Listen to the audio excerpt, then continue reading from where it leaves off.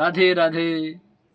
অনেক সময় এমন হয়, একজন প্রভাবশালী ব্যক্তি, ধনী ব্যক্তি, অনেক অর্থ সম্পত্তি আছে, অনেক সুন্দর ঘর, অনেকগুলো গাড়ি আছে, তার সন্তানটা কি হলো, হয় বোবা, না হলে কানা, না হলে কোন একটা বিকলাঙ্গ হয়ে জন্মগ্রহণ করে। এর কারণ কি? তো বলছে, দেখি শাস্ত্র কি বলছে।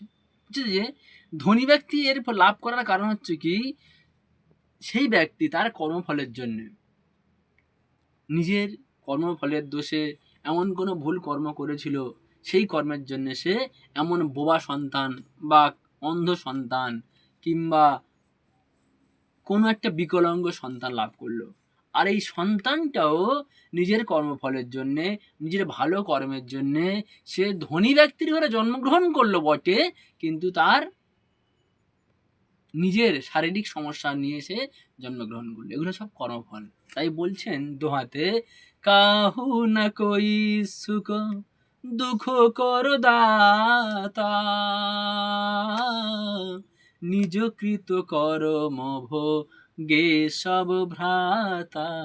এর অর্থ হলো যে কেউ কারো দুঃখ দিতে পারে না, কেউ কারো সুখ দিতে পারে না, নিজের কর্মদোষে জীব তার ফল ভোগ করে।